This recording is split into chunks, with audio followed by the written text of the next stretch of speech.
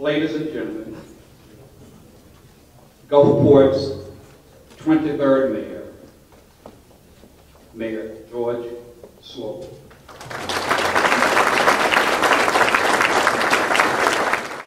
This will be the first time I'm speaking to you in this setting since taking office just a few short months ago.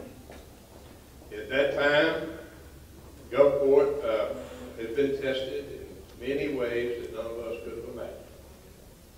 Today, our city still bears scars of Katrina, and our nation still wrestles with an economic recession, and our citizens are concerned about rising medical costs, losing jobs, making mortgage payments, and putting children through college. America has seen its share of economic afflictions. To be specific, we have had 33 recessions, and we've had 32 recoveries. And we will again recover from this one.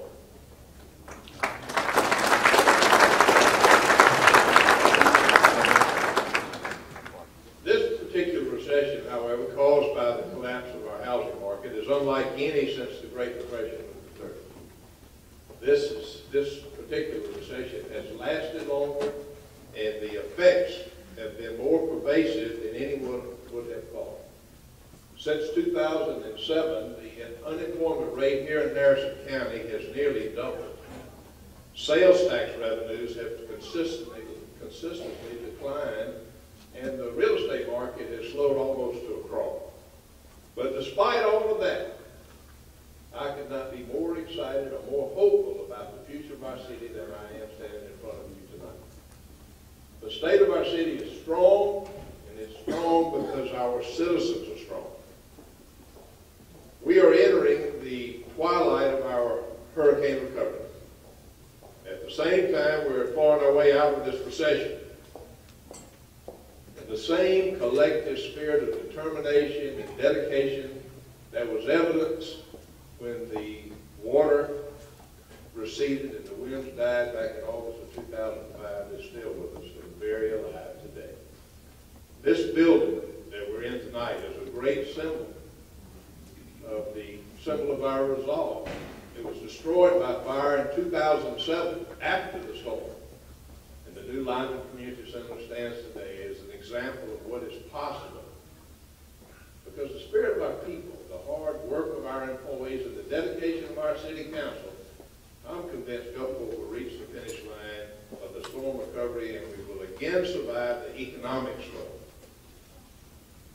There's some very promising signs that the downturn has weakened and that financial institutions are beginning to loan money again.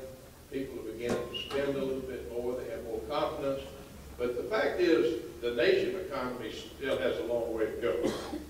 Many families along the coast are still struggling to recover financially. And with many of our families tightening their belts, we think it makes sense that City Hall should do the same. As a result of the credit crisis, Americans sort of slowed down in their spending, and consequently, sales tax in Gulfport, sales tax revenue, which makes up 40% of the city's budget, has dropped significantly from our earlier budget estimates. Revenue collections for this budget year are now expected to fall short of our initial projections by more than $2 million. That's going to require some significant adjustments. That's $2 million that we're not going to have. We must confront the urgency of this crisis, and we must act swiftly to ensure the solvency of our government. We can't spend more than we take in. Now, last July, each city department head was asked to cut 10% from their operating budget for the fiscal year 2010. The department directors courageously met that daunting challenge, and they scaled back the spending to help bolster the city's financial future. Tonight we know that additional cuts are necessary if we're going to correct our budget shortfall. When we came into office this past summer, we had a $9 million deficit. The new budget that our city council wisely approved in October cut that deficit for this year in half. I'm grateful for that. That was phase one.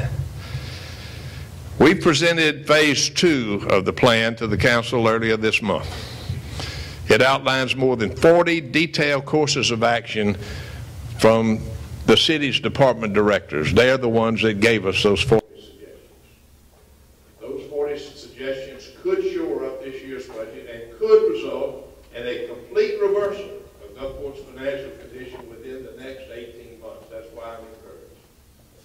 Now, in a totally separate initiative, by working through the department supervisors, the city has created a volunteer panel of employees from each department in the city. They named themselves the Initiative Management Process and Action Committee, IMPACT. Everybody likes an acronym.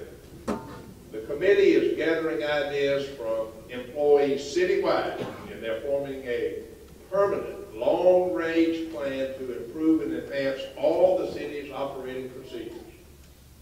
Procedures put together by the people that run the city. Now, each and every city employee has been given an opportunity to make suggestions to impact by how Gulfport might increase revenues and lower expenses, beginning with, but not limited to, suggestions for the departments in which they serve. The work to stabilize our finances will be a collective effort. Every man and woman working in the city of Gulfport has and will play a big part in this initiative. Part of Impact's responsibility is to present additional ideas, and the committee will also be asked to fine-tune some of the 40 or so initiatives that have already been presented to the City Council earlier this month. We believe some of the action steps will be more effective than others, and some may not even be workable at all. But we want to give each one of those ideas careful consideration. The Impact Committee will consider every idea when charting its course of action within the next 3 weeks. Now, most of you know that I had the opportunity to spend 53 years in the banking system. Well, after the election last summer, I jokingly said that my career had gone from debits and credits to dogs and ditches. Well, apparently from the situation we're in right now, I need to go back to work on debits and credits. Now, I'm not going to go through all 40 of the budget improvement items that have been presented to the council, but I thought you'd like for us to mention a few.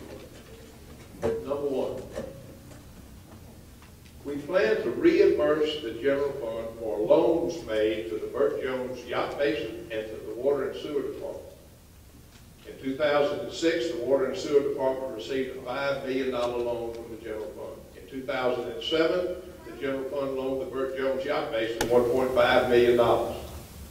By running the Water and Sewer Department correctly and by properly managing the slip rentals, that $6.5 million debt can be repaid, and both of those departments can operate and generate revenue for many years to come.